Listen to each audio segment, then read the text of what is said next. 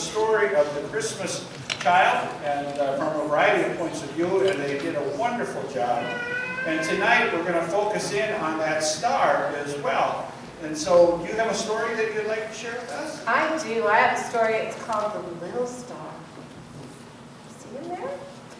It's by DeStefano. What a great name. And it says, "And behold, the star which they had seen in the east went before them, till it came and stood over where the young child was." That's from Matthew 2, verse 9. "For God so loved the world that he gave his only begotten Son, that whoever believes in him should not perish, but have eternal life." John 3:16. "Dad, which one is the Christmas star?" the boy asked, straining his eyes as he looked out at the clear, dark sky. The father smiled and looked down at his son. "Don't hurt your eyes looking for him. You won't find him. He's not up there anymore." "Well, where is he? Where did he go?" "You mean I never told you the story of the Christmas star before?" "No, Dad, never." The boy shook his head. "Please, tell me." "Well, a long time ago, in the farthest corner of the universe, there was a tiny star. In fact, he was the smallest star in the heavens. His name was Little Star. Little Star was sad and lonely. The other stars didn't make fun of him. They simply ignored him because he was so tiny. But what could be worse for a star than to be ignored? After all, stars do little more than decorate the sky. They help pass the long evenings by a twinkle talk. And there was a lot of twinkling going on. The other stars were all talking about a rumor that they'd heard for ages. The rumor that a king would soon be born on a faraway planet called Earth.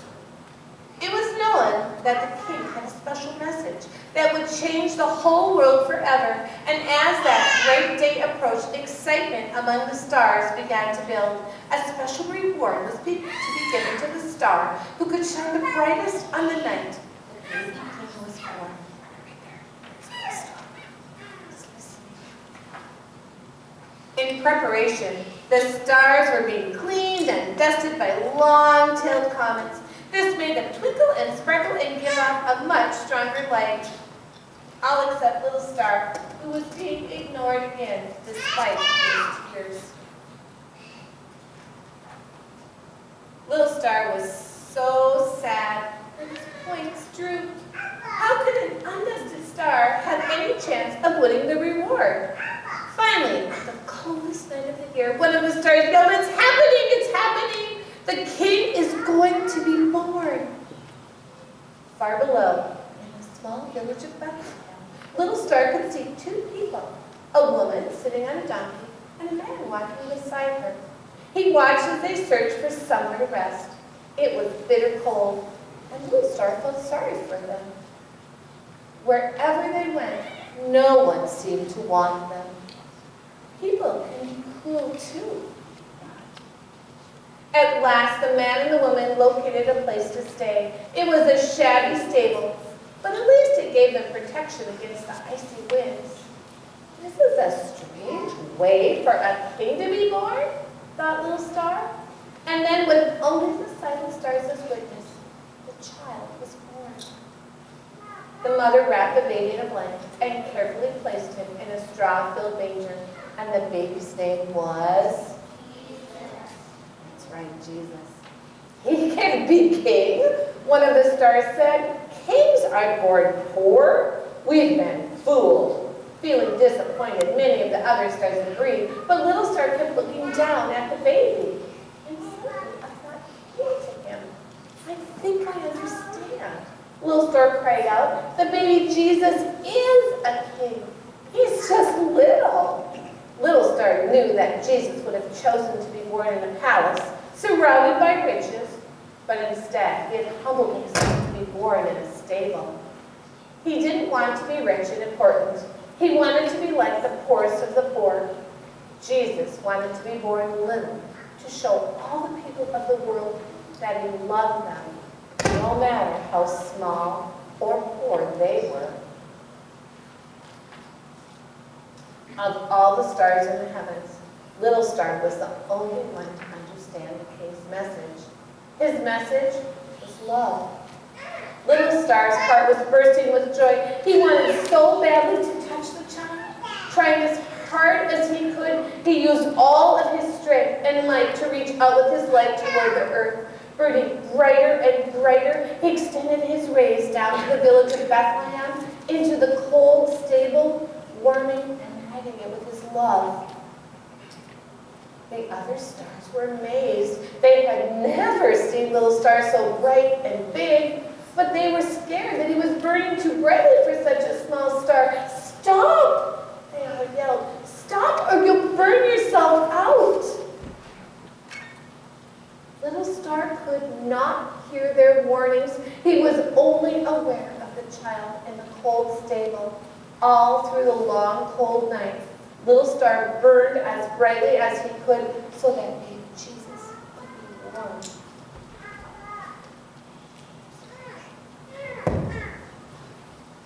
You see him right in this there. When dawn came, the star that no one had ever noticed was tiny and gray. Little Star is gone. The other stars were gone. He burned himself out. "Well, son," said the father, "that's the story of the Christmas star. But he's gone." The little boy felt very sad. "Oh, no, it's not. He's not gone at all." The father patted his son's hand to reassure him.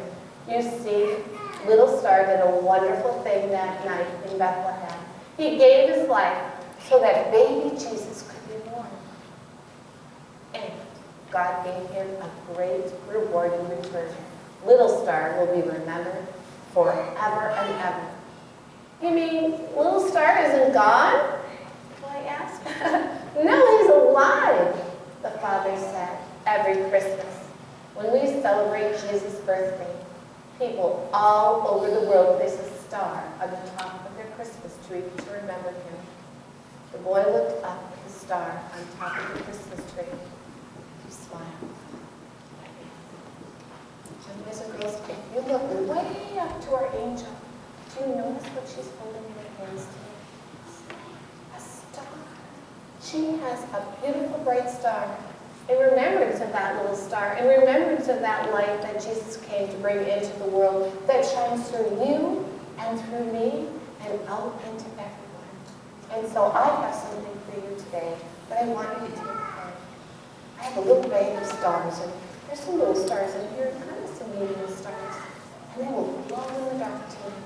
And if you see them somewhere in your house, in your bedroom, I want you to remember that light of Christ shines through you. It's a gift that was given to you at your baptism that shines through you and brings that light of the Word to people all over the earth. Just like little star, it can shine too.